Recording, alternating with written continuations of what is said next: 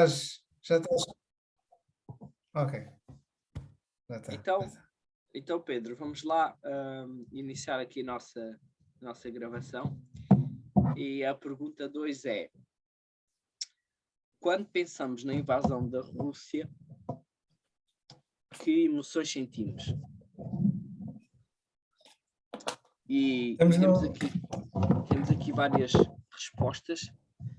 Queres falar um pouco antes disso, antes de irmos para os comentários, ou vamos já diretamente aos comentários? Não, podemos falar um bocadinho, como introdução, falarmos um bocado do que vivemos hoje em dia, desta invasão russa, de vermos nas notícias, portanto, as famílias a terem que serem evacuadas e alguns homens terem que ir lutar e defender o país. Portanto, isto tudo desperta algumas emoções. Ahm, existem muitos fatores aqui.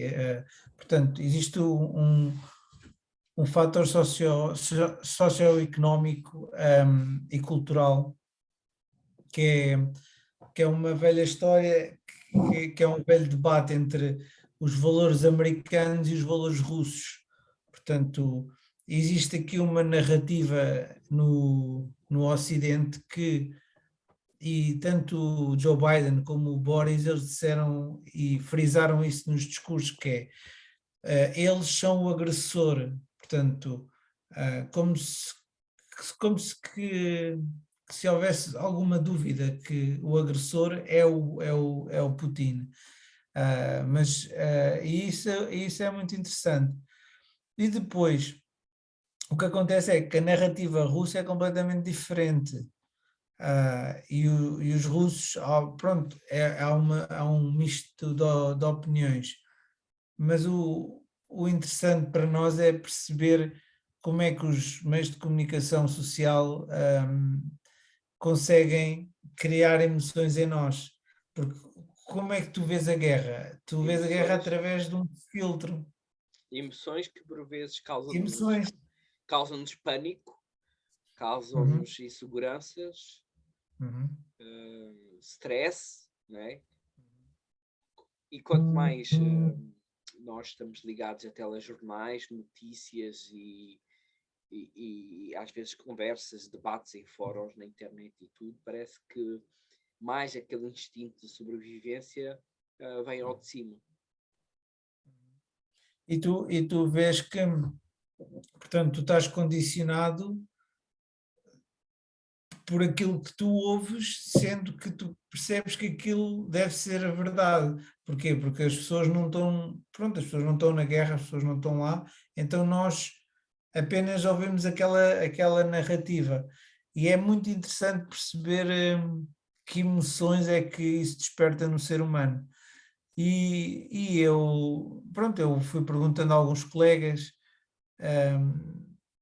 fui perguntando assim, só para perceber um pouco como é que as pessoas viam o conflito. E perguntei, então, mas como é que nós podemos resolver isto? Como é que isso era resolvido? E sabes que a maioria das pessoas disseram, isso o Putin devia ser morto. Isto tínhamos que matar era o Putin. Portanto, tu vês que um regime democrático tenta solucionar um problema com o mesmo equipamento com um regime autoritário. Ou seja, o que está aqui não é ah, um regime político por si, mas sim uma emoção inerente ao ser humano, que é a emoção da destruição, que ultrapassa tudo o que de sobrevivência. Portanto, o que eu quero dizer é que, independentemente do modelo socioeconómico em que tu vivas, existem coisas que são inerentes, intrínsecas e instintivas e que o ser humano não pode fugir delas. E é muito interessante perceber isso e perceber, por exemplo, tu tens a União Europeia, uma das primeiras medidas que tomou foi também proibir que a Europa recebesse as notícias da Rússia. Aquele canal, o RT, que é Russian Television. Sim. Portanto, tu Eu sei não qual é. consegues ver, tu não consegues ver aqui. Foi Portanto, bloqueado, mas antigamente não era. antigamente Era não era. possível. Yeah. Mas, portanto, e o que é que a Rússia fez? A Rússia, exatamente, a Rússia monopolizou os meios de comunicação social deles de modo a criar uma narrativa que seja compreensiva ao comum russo. Com De o modo comum que russo, sirva para eles. para eles, portanto, sabem que está a acontecer uma coisa na Ucrânia, que é uma operação especial militar. Ponto. Ou seja, e tu pensas assim, "Então, mas eles não percebem, não sabem?" Não. E como aqui também não. Portanto, a questão é, e agora vamos pela coisa da antropologia. E tu vais aos antigos homens que estão no mundo, na Terra, e às diferentes tribos, e tu queres saber como é que eles conquistavam territórios e entravam em guerras com os outros.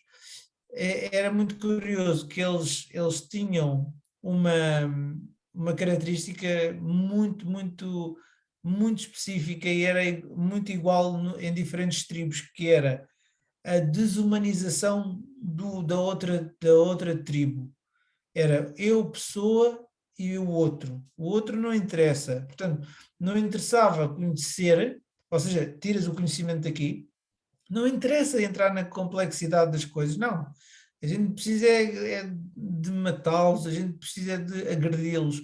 E quanto mais tu desumanizas, tu desces também o nível de empatia e aí tu reforças aquela coisa de não, eles são os animais, eles são o segundo Hitler, é isto e é aquilo. Ou seja, através da palavra, através da comunicação, tu consegues influenciar as emoções e a opinião de alguém. E sabendo que tu, quando desumanizas alguém, tu estás mais perto de um conflito. Porque tu não vais matar um amigo, mas se disserem assim, epá, aquele indivíduo ali é extremamente mau, nós temos que acabar com ele, pá, não interessa o que é que. Obviamente tu vais perguntar, mas se tu ouves isso, e se constantemente disserem, epá, mas ele mata isto, mata aquilo, e temos que fazer, temos que fazer, temos que fazer, tu não vais pensar que aquele indivíduo tem família, que aquele indivíduo. Não, a pessoa não pensa na complexidade, a pessoa reduz o problema a uma solução mais instintiva, que é um instinto mais animal, mas também é um instinto de destruição. Portanto, a guerra influencia sempre e desperta sempre muitas emoções em nós. Olha, para reforçar o que tu disseste, existe um filme muito interessante, porque as tuas palavras fizeram-me lembrar esse filme, que é um filme de Apocalipse. Não sei se já viste, que é Já, uma já, tribo índia que domina as outras. Já viste esse filme? já, já, já. Pronto. Acho que retrata aquilo que tu acabaste de dizer.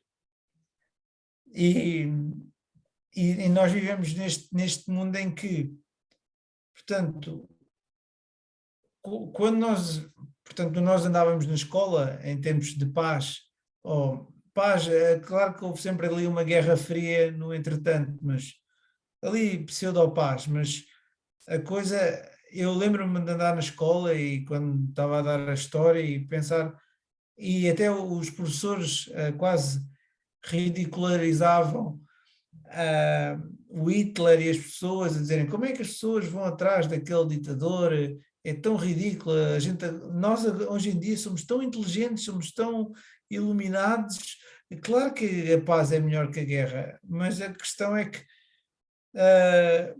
as pessoas da altura não eram parvas, a grande questão é essa, a questão é que o Ocidente, e o Putin refere isso, que nós somos fracos e não sei o quê, e porque nós realmente estamos a demonstrar essa fraqueza, que é, nós estamos a pintar o mundo muito cor-de-rosa, e quando nós não nos apercebemos ou não tomamos consciência que o indivíduo, como homem individual, homem com H grande, portanto, homem-mulher, e como ser coletivo, é capaz do pior, é capaz pronto, de acabar com tudo, capaz de destruir. Portanto, isso era só a nível de introdução e de percebermos como é que como é que nós em dia somos influenciados por o que ouvimos, pela guerra, e pronto. Muito bem. A guerra, o Covid O Covid, e o que é que virá a seguir? De certeza que virá uma coisa qualquer a seguir a isto, porque tem sido sempre assim. Acaba uma crise, começa outra, e eles inventam outra, e é também nas crises que muita gente enriquece e muita gente se refaz e por vezes até para melhor. Não? a crise é uma palavra que tem muito a ver com também crítica. É uma palavra que vem do grego. O que significa é divisão. Portanto, quando existe uma crise, existe uma divisão. Existe ali uma ruptura, uma coisa. Ou seja, a crise não é uma coisa que vai acabar em si, mas é uma coisa que renova ou que redistribui. Portanto, riqueza pode ser redistribuída ou alguma coisa pode ser separada, mas não Ou é o fim de nada. reinventar. Ou Pode ser reinventada também. reinventado, sim, sim, sim. Não é o fim de nada, mas pode ser o começo de muita coisa. Muito bem. Então vamos então analisar aqui alguns Os comentários? comentários. O que é que achas? Sim, pode ser. Olha, vou aqui. Os que têm mais. Sei lá. Têm mais. Vamos começar pelos que têm mais likes, mais reações. Então, a pergunta era: quando pensamos na invasão russa, que emoções sentimos? Temos aqui uma resposta do Miguel Laranjeira que diz impotência. E isto é o que muita gente sente. O Ocidente, a NATO e a ONU estão de mãos e pés atados.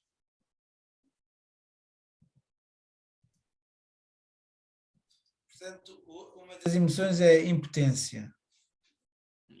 Impotência. Uhum. Estamos todos de mãos atadas. Uhum.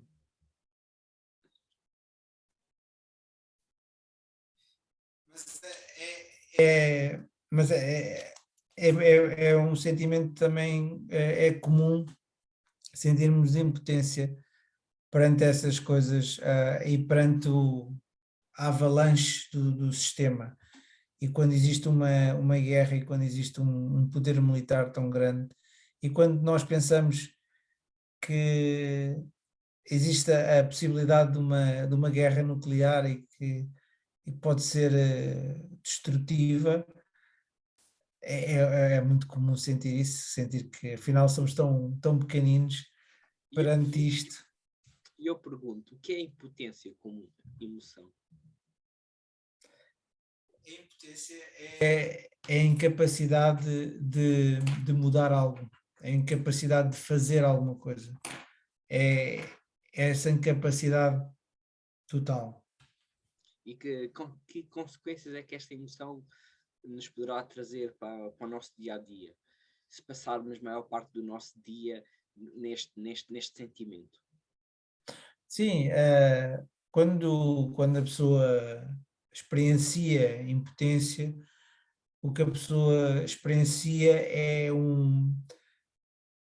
nós aqui na terapia chamamos self-defeat, que é o Sentimento de derrota. sentimento de derrota, exatamente. Então, o que acontece é que aquele sentimento de derrota faz com que a pessoa,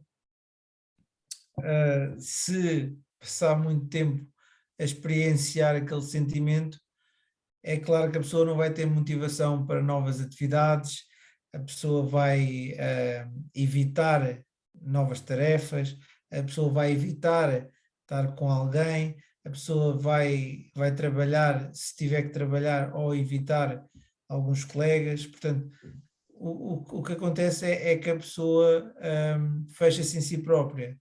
Portanto, a pessoa, quando se sente ou experiencia a impotência, já se sente pequena, ah, pela grandeza do sistema.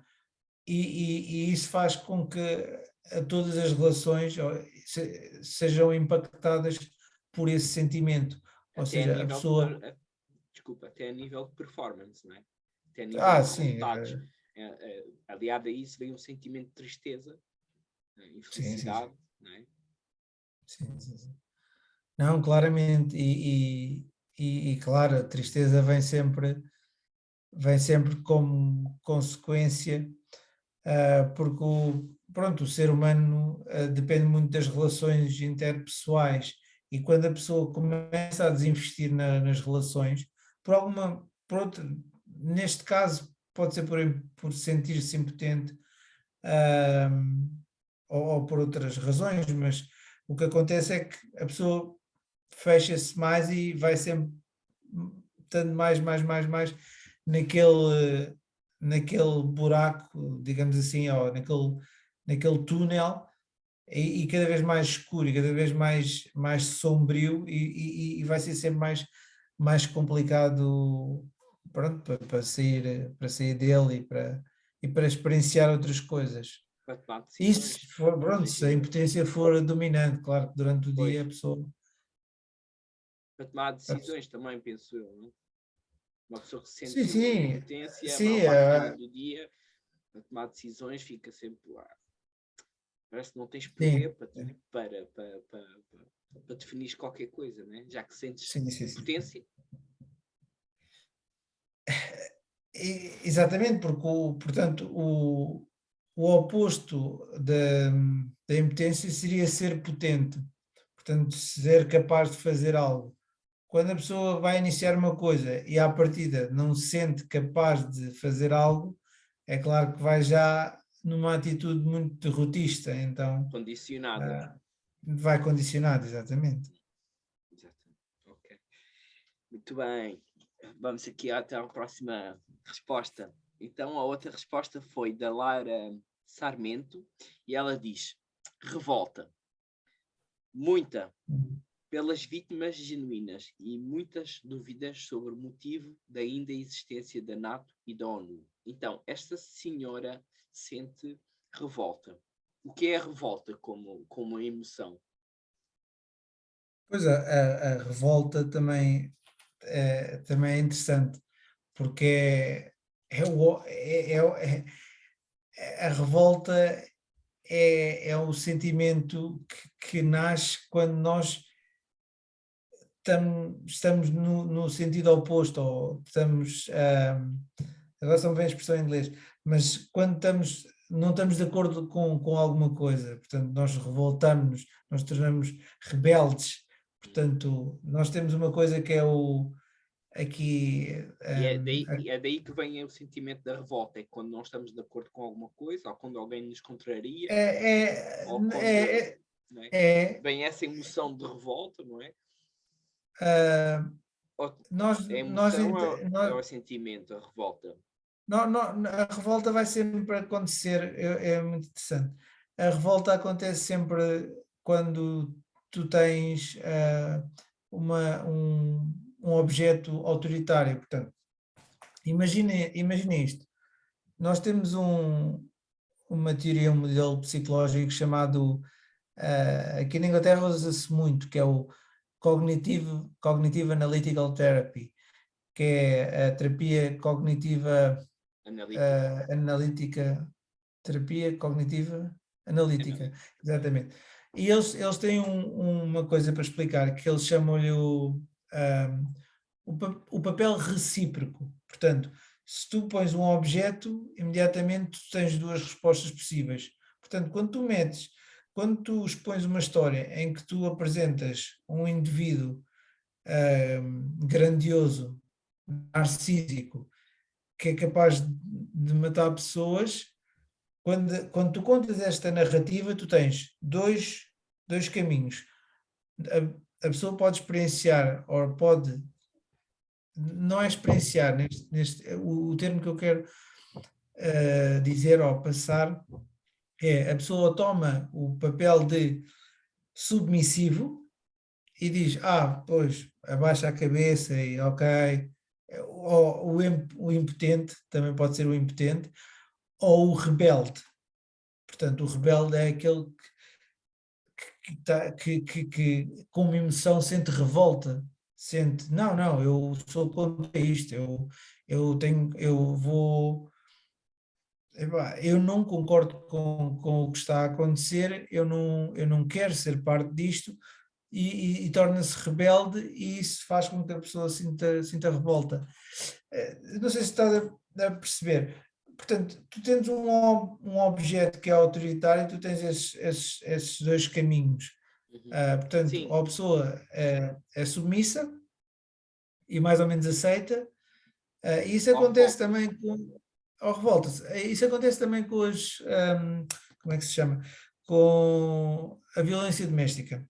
Portanto, a violência doméstica é exatamente a mesma história. Portanto, quando tu tens um casal e depois tens o dominante, e depois tens casos de violência doméstica, a vítima tem esses dois caminhos que pode seguir, ou pode continuar e insistir na violência, perpetuar a violência, ou então pode ser rebelde e pode-se revoltar e pode tomar ações.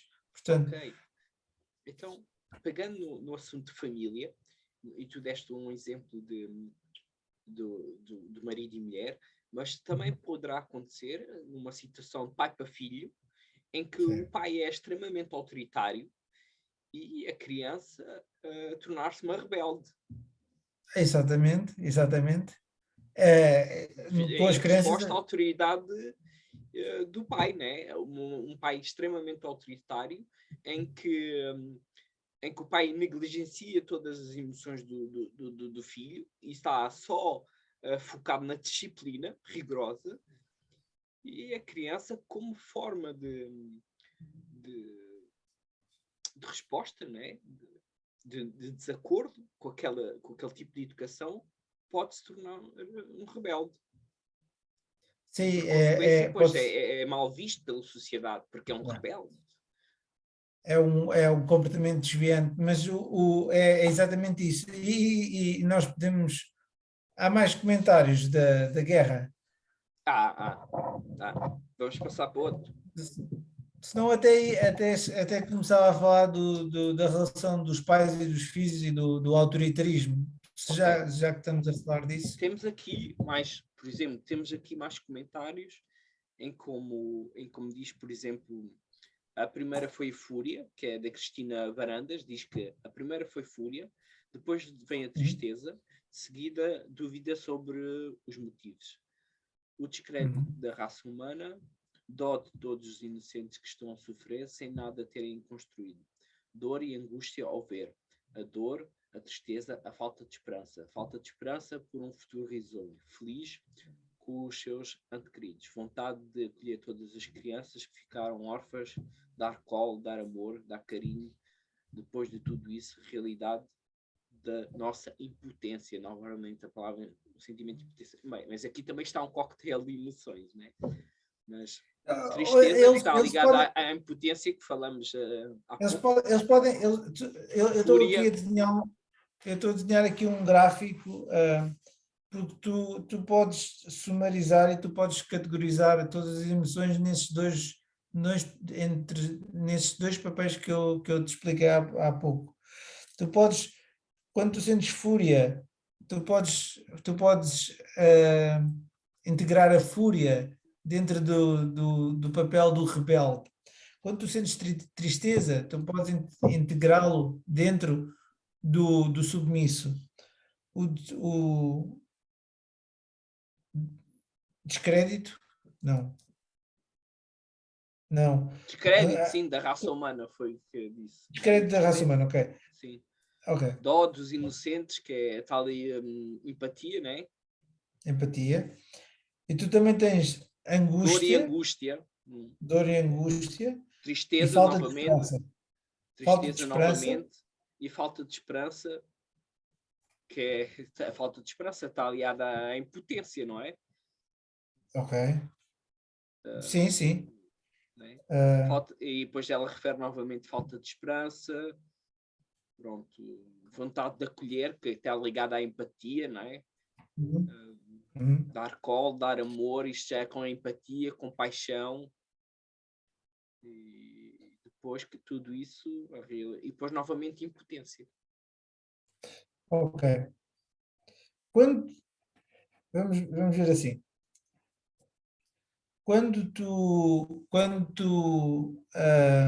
Eu desenhei aqui os gráficos, não sei se dá para ver. Dá. Ok. Portanto, ARS. sim, o A de autoritarismo, Sim, o R de rebelde, o S de submisso. E submisso. depois tu tens, e depois tu tens as diferentes emoções em baixo.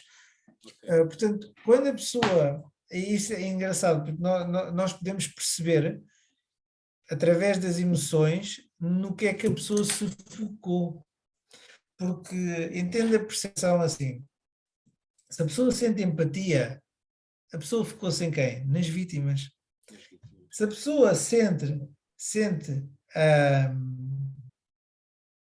ou mais tristeza ou mais revolta, a pessoa focou-se ou nas vítimas ou pronto, no massacre e no autoritarismo e nas coisas, pronto, no presidente russo e nessas coisas.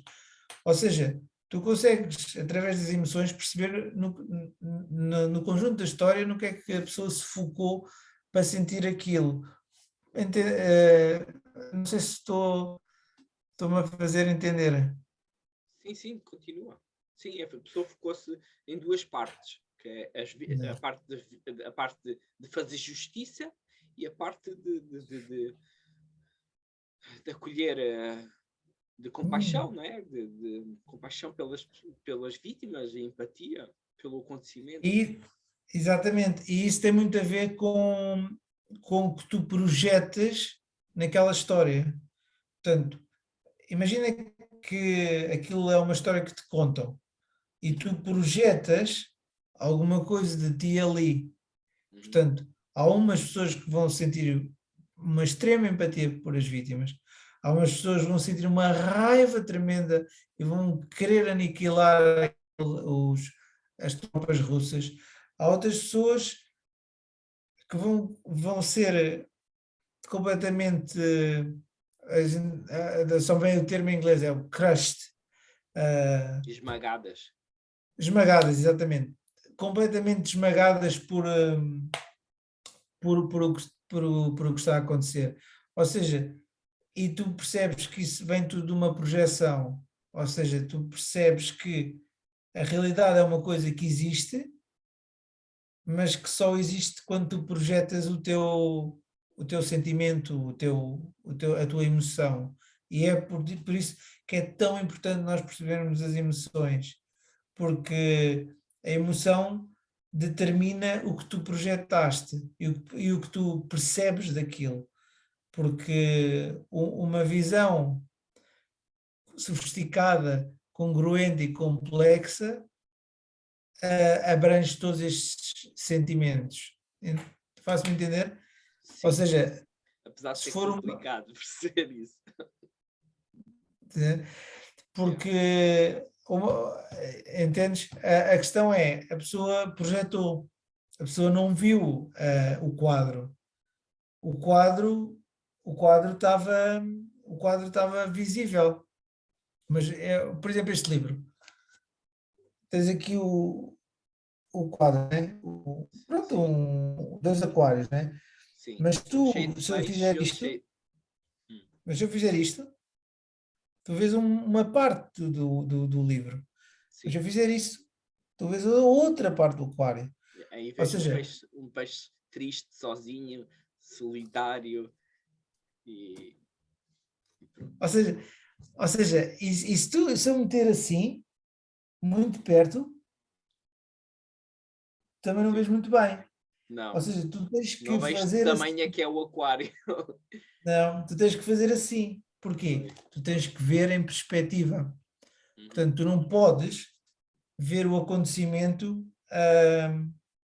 muito perto, porque não o vais ver. Tu tens que o ver em perspectiva.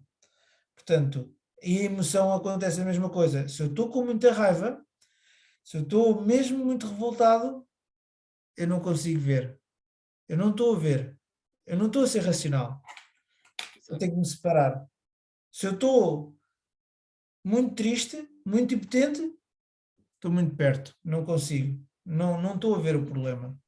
Ou seja, nós estamos a ver que as pessoas projetaram coisas delas. Nós não estamos a. As pessoas não estão a ver a história, as pessoas estão a contar a sua própria história através da história que vêem. Faz sentido o que eu estou a dizer? Sim.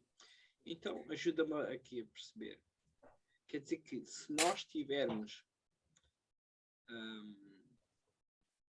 a ser dominados por uma emoção, em que uma emoção é predominante sobre as outras, quer dizer que não estamos a ver bem a pintura, o quadro? É isso? Sim. E podemos analisar-nos através disso. Pronto, se estivermos E muito podemos. apaixonados ou se estivermos em crise, quer dizer que não estamos a ver bem o quadro. Não, não.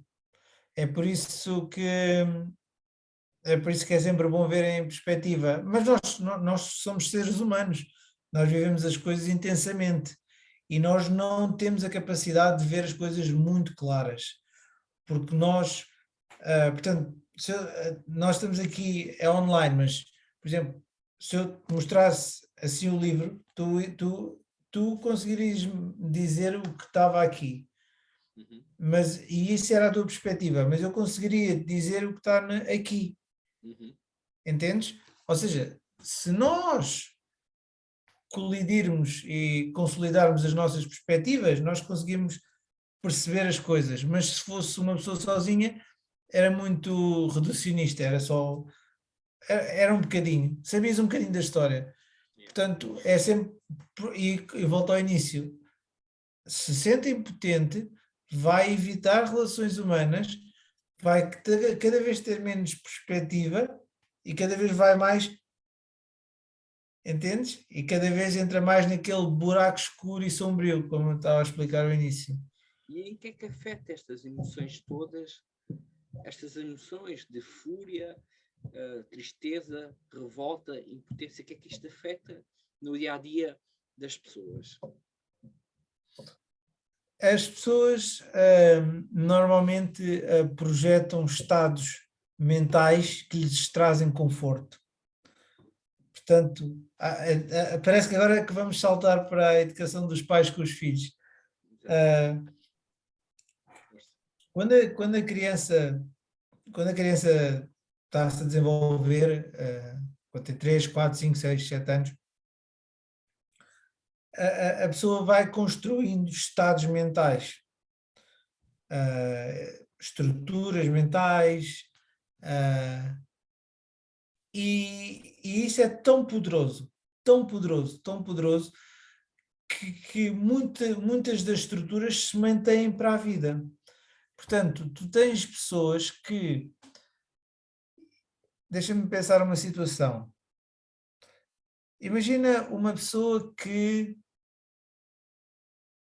portanto, foi esmagada pela dinâmica parental. Portanto, os pais foram extremamente autoritários, extremamente disciplinadores, e a forma agressivos, se quiseres, mas a pessoa como reagiu àquilo foi ser submisso. Portanto, isso vai ser a zona de conforto da pessoa. Portanto, a pessoa vai aprender que em certas situações tem que falar, tem que ser rebelde, em certas situações tem que ser diferente, mas quando existe uma situação limite, o mais provável de acontecer é a pessoa regredir para um estado que ela conhece como confortável, que será ser submisso. Entendes? E aí vem a tal falta de esperança que aparece muito aqui. Né? compromisso, falta de esperança. Uhum, uhum. Por exemplo, há pais que dizem, por exemplo, aos filhos, olha, nunca vais ser nada na vida, és Muitos. um falhado. Sim, e isto não tem, Às vezes até na escola ouvimos isso, né? às vezes até na E escola, até e entre amigos ouvimos isso. sim, sim, não é? E a E é intencionalidade disso engraçado, desculpa. Engraçado é que por vezes as pessoas acreditam que isso é uma forma de, de criar uma chama em ti para demonstrar o ah, contrário. sim, eu penso que seja essa a intencionalidade, mas psicologicamente o que isto faz é que isso cria-te uma zona de conforto. E isto cria-te uma zona de conforto onde o falhança é confortável falhar, é confortável, porque imagina, imagina quando a criança nasce, a criança não sabe o que é que são emoções, a criança não sabe o que é que são sentimentos, mas ela experiencia as emoções, mas cabe aos adultos darem o label, agora são ver o label, Os rótulos, os rótulos, exatamente, os adjetivos. os adjetivos. Portanto, olha, estás assim, estás a sentir raiva, estás assim, estás alegre, portanto, do mais básico. Mas, por exemplo, se tu fores a coisas mais complexas, como o experienciar o amor, por exemplo, o experienciar o amor já envolve uma coisa, já envolve muito, já é uma complexidade diferente, em que envolve muito, não é um adjetivo só. Portanto, o amor é muito, muito, muito complexo. Mas, por exemplo, o amor pode ser só um carinho pelos pais ou assim, mas a questão é, imagina que um pai dá uma chapada numa criança e diz assim: eu estou-te a bater porque gosto de ti. E, tu vais pensar que se tu não me bateres, tu não gostas de mim. Quando tens uma relação amorosa, se eu não dar a porrada com o meu namorado, ou se ele não me bater, é porque não gosta de mim. Ou ele E está-me a isso, bater, ele gosta de mim. e isso acontece, mas a Ou questão uma é, relação sem atritos, né? Sem uhum, ruído, sem discussões, não é uma relação. Não é exatamente, amor. é bom exemplo. A questão aqui, a questão aqui fundamental é, a pessoa vai aprender eventualmente que aquilo não está certo. Mas só que aquilo foi um construto, é como se fosse tipo um tijolo que tu pões dentro de uma casa. Tu podes construir a casa, pronto, estão centenas de tijolos, mas aquilo não vai desaparecer. E aquilo, quando existe vento, quando a estrutura abana, aquilo é que suporta a estrutura. Portanto, em situações de limite, a pessoa não vai ser consciente, a pessoa vai ser inconsciente na sua reação. Portanto, não totalmente, não é 100-100, imagina 30% consciente, 70% do comportamento é inconsciente. Mas a questão é, as mensagens que a dinâmica parental transmite têm muita, muita influência na pessoa e nas respostas que a pessoa dá ao que acontece na vida dela posteriormente.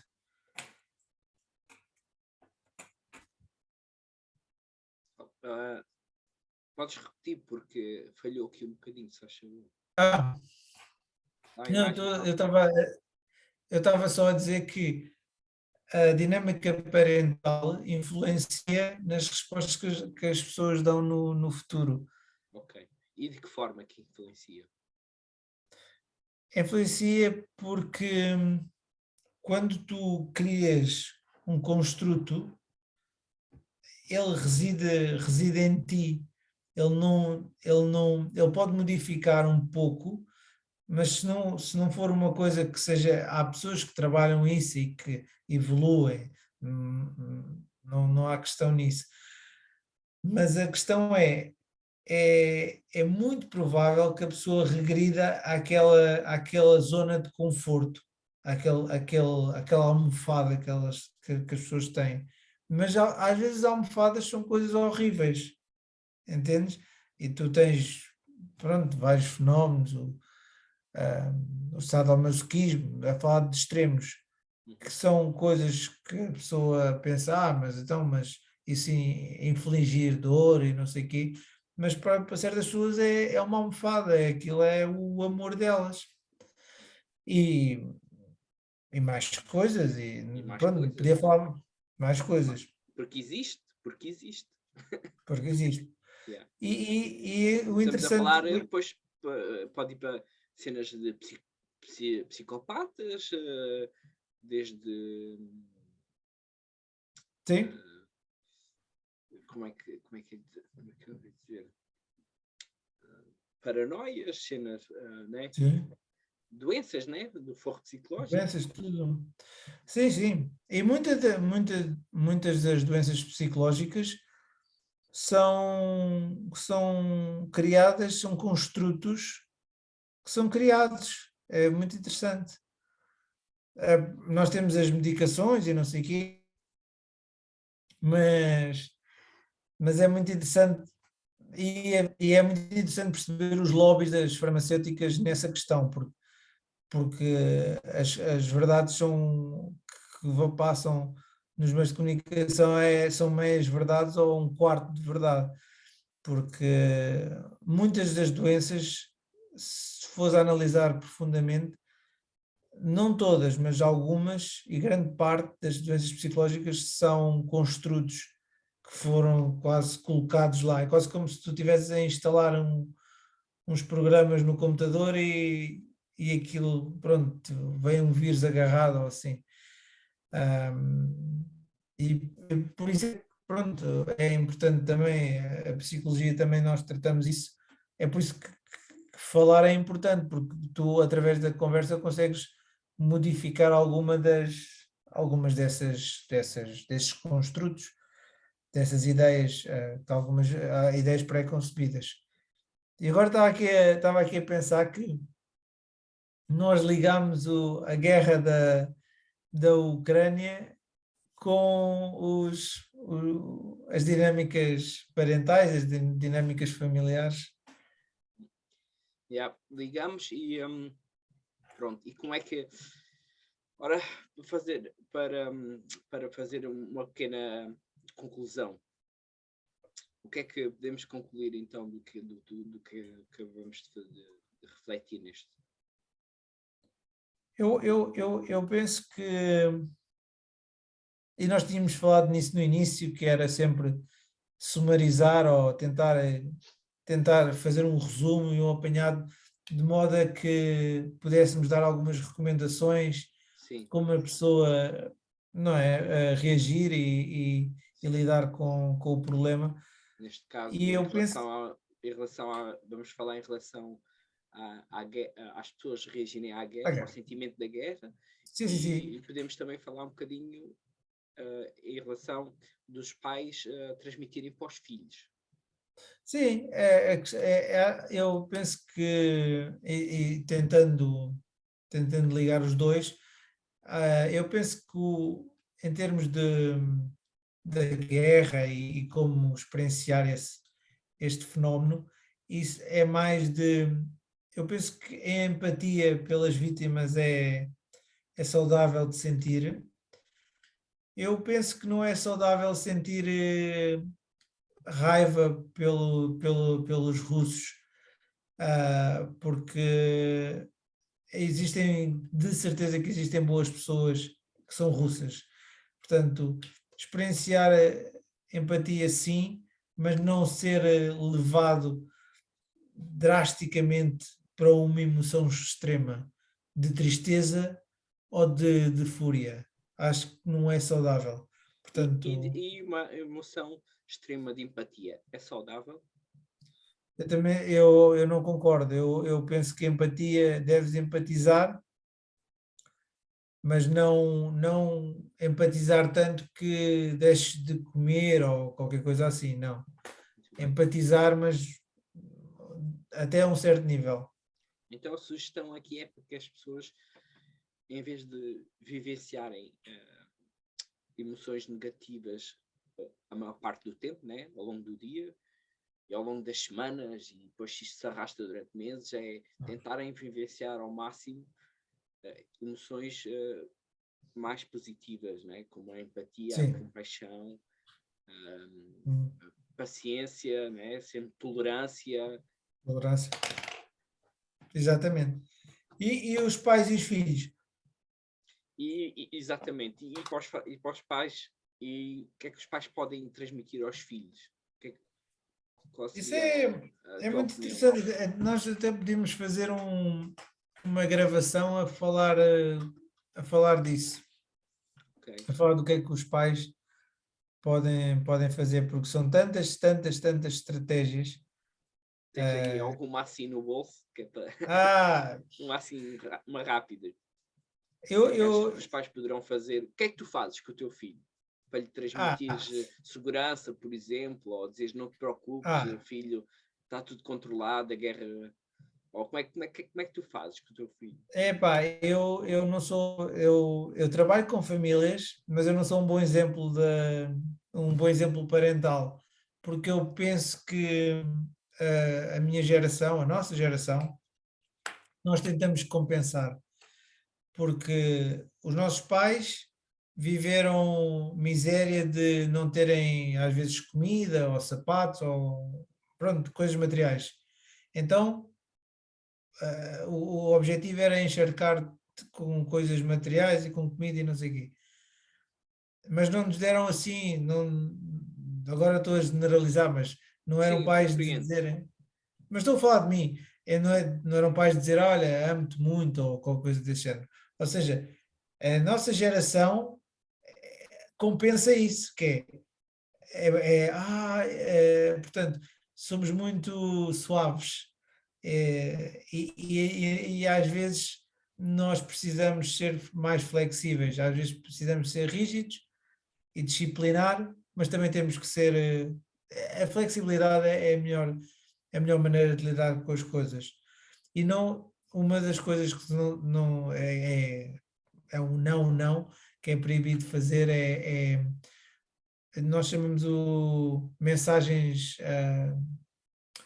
mixed messages, ah, mensagens mistas, portanto, bater e dizer que gosta na mesma frase ou agredir e dizer uma coisa positiva na mesma frase, isso não se faz.